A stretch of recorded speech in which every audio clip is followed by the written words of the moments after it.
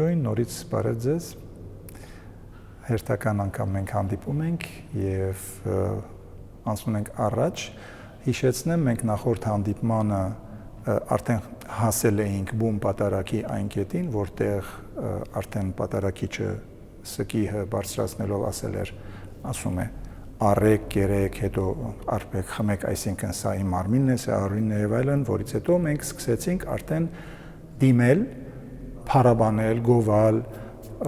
աղաչել եւ այլն, դիմել Սուրբ Երրորդության, Հայր Աստված, Որդի Աստծո եւ Սուրբ Հոգի։ Մենք սովորեցինք Հայր Երկնավորի հատվածը, այսինքն Հայր Աստվածին նվիրված։ Հիմա այսօր անդրադառնալու ենք Որդի Աստծո, այսինքն Սուրբ Երրորդության երկրորդ անձնավորությունը, որը հենց նա էր, որ իր վրա հանձն առավ մարմնանալ, մարդանալ, այսինքն աշխարհ գալով, ոնց որ հագնվել մեր մարդկային մարմինը Աստվածային հոգիով, որպեսզի կրի մեր մեղքերի պարտքը կամ ծանրությունը բերը իր վրա վերցնի եւ մեզ համար, մարդկության համար իր կյանքը նվիրի, զոհի, հանուն մեր մեղքերի թողության համար։ Այսինքն Աստվածային փրկության ծրագիրը մոտավորապես այսպիսին է։ Հետևաբար Սուրբ Գրքում շատ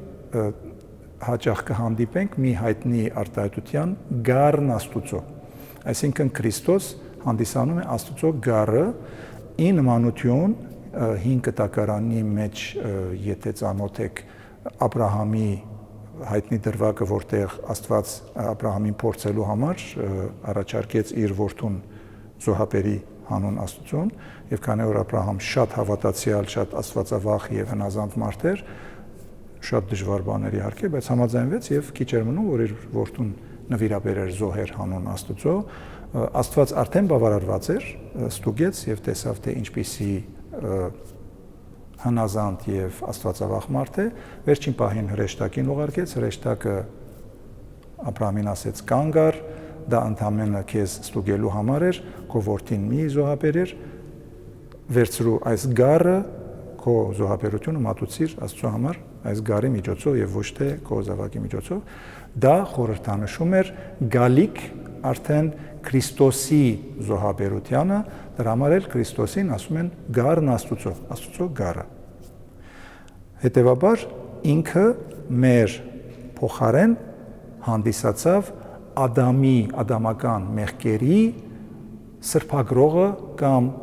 վերացնողը, այսինքն իր մահվամբ, իր կյանքի զոհաբերումով նրանք, ովքեր հավատում են իրեն եւ ընդունում են իրեն որպես Աստված եւ բնականաբար մենք պատարագի ընթացքին ամենայն հավատքով, երկյուղածությամբ, մեղքերի զղջումով հաղորդվում ենք, ընդունում ենք այն հացնուկինին, որը արդեն իսկ վերափոխվում է իր մարմնին եւ արյան, մենք էլ ենք սրբագործվում, այսինքն մենք ստանում ենք մեղքերի թողություն։ Փորձեմ կարդալ մի հատ, նայեք ձեր նոտաներով, ասում ենք Որդի Աստուծո, որ պատարակյալ հոր ի հաշտություն հաց կենաց բաշխից իմես։ Բնականաբար հոր հետ հաշտությունը հենց ի նկատի ունի, որ քանի որ ադամական մեղքից սկսված մենք կրում ենք այդ մեղքը, բոլորս էլ մեղանչող ենք, բոլորս ունենք այդ հատկությունը, այդ Աստուծո հետ կապը խզվելու ժամանակվանից կարծես թե մենք Աստծո հետ արդեն հարաբերությունները կտրվեցին, Քրիստոս աշխարհ եկավ, որպեսզի մեզ նորից հաշտեցնի Աստծո հետ, այսինքն նորից վերադարձնի մեր աստվածային բնույթը, եթե իհարկե մենք փրկվենք մեր մեղքերից։ Հեղմամբ արյանքո սուրբ աղաչեմ քեզ, ողորմյա արյամբ քով փրկյալ հոտին։ Քո արյունով, քո սուրբ արյունով, որը հոսեց քեզ աղաչում ենք, փրկիր քո իսկ արյունով փրկված հոտին։ Հիշում եք հոտի մասին անցյալ անգամ խոսացինք, դա մենք համարվում ենք մարդիկ, այսինքն հավատացյալներս համարվում ենք Քրիստոսի հոտը, հոտի ոչխարները։ Փորձեմ երգել, նորից տոնայնությունը հարմարեցնենք մեզ, մի քիչ բարձր է, ամեն դեպքում։ Որդի Աստուծո որ պատարակյալ հորի հաշտություն հաց կենաց բաշխիսի մեզ այսքանը նորից եմ երկում Որդի Աստուծո որ պատարակյալ հորի հաշտություն հաց կենաց բաշխիս իմես կարող ենք այսքանը երկել փորձենք Որդի Աստուծո որ պատարակյալ հորի հաշտություն հաց կենաց բաշխիս իմես իմիջայլոց գրապարյան ուղղակրության մեջ բարի վերջի յն չի արտասանվում Աստուծո գրվում է Աստուծոյի բայց կարդացվում է Աստուծո Մի հատ էլ վերջին անգամ փորձենք Որդի Աստուծո որ պատարակյալ հորի հաշտություն հաց կենաց բաշխիս իմես Շարունակում եմ Հեղմամբ արյան քո սուրբ աղաչեմ կսկես ողորմյա արյամ քով փրկյալ հոտի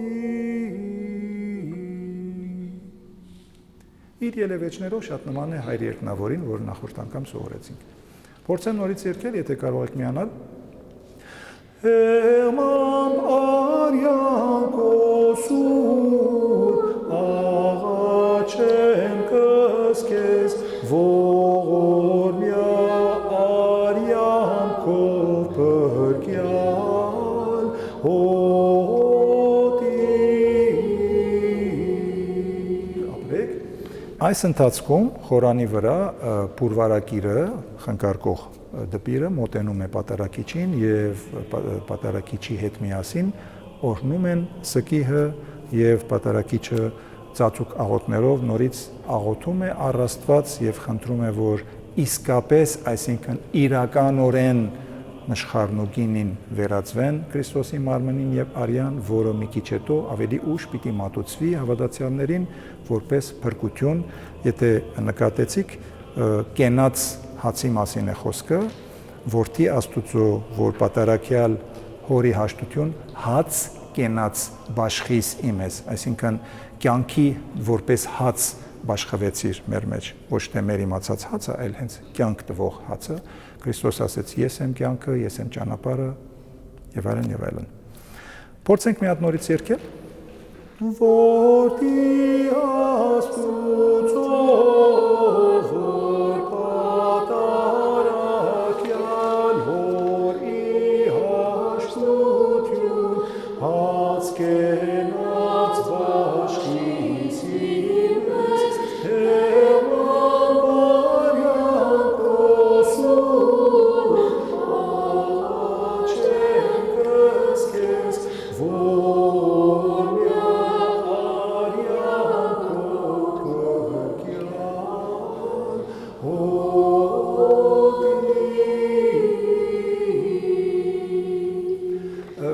Նկատեցիք ընդհանրությունը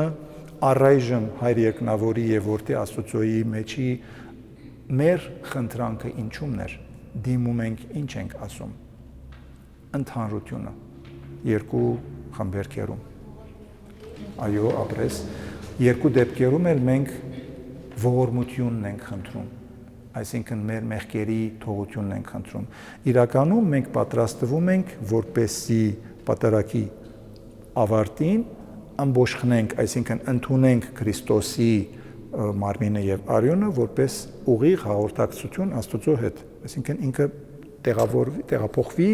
կամ բնակվի մեր մեջ, բարիանանք, մաքրվենք եւ այլն եւ այլն։ Այդ ճանապարհին մենք պարտավոր ենք մաքրվել նաեւ մեր մեղքերից։ նույնիսկ հաղորդությունից անմիջապես առաջ սովորություն է դարձել զղջման աղոթքն է կարդացում, մենք դրան նույնպես կանդրադառնանք հաջորդիվ, չնայած ամենասկզբում պատարագիչը պարտավոր է նաև եւ այդպես էլ անում են զղջման արարողություն նախքան պատարագը սկսելը, նույնիսկ ինքը իր մեղքերի համար, եթե հիշում եք, խոստովանում է նախքան խորան բարձրանալը, հենց առաջին մեր հաղորդման ժամանակ դրա մասին խոսեցինք, ձեռքերն է լվանում, հետո էլ մեղքերն է խոստովանում, որպեսզի թե հոգիով եւ թե ֆիզիկապես մաքրվի եւ արժանանա խորան բարձրանալու, որովհետեւ խորանը ի վերջո խորհրդանշում է երկինքը։ Նույնիսկ թափորի ժամանակ, եթե հիշում եք, Քրիստոս պատարագիչը խորանից իջնում է ժողովրդի միջով եւ նորից մյուս կողմից բարձրանում, դա Քրիստոսի աշխարհ գալն է խորհրդանշում։ Խորանից, այսինքն երկնքից Քրիստոս իջավ աշխարհ, մարդկանց մեջ քարոզեց, փրկեց, սովորացրեց եւ այլն, ու նորից մահացավ, հարություն արավ, նորից բարձրացավ երկինք։ Փորձենք վերջին անգամ երգել։ Որդի Աստծո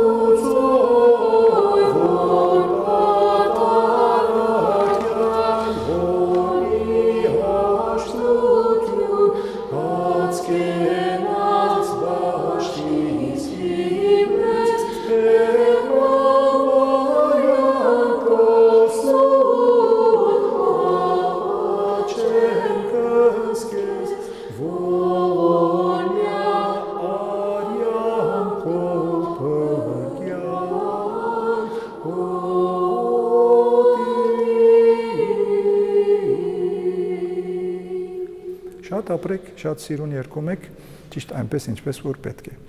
Այսօրվա համար այսքան, կհանդիպենք հաջորդիվ արդեն հոգի Աստծո։ Շնորհակալություն։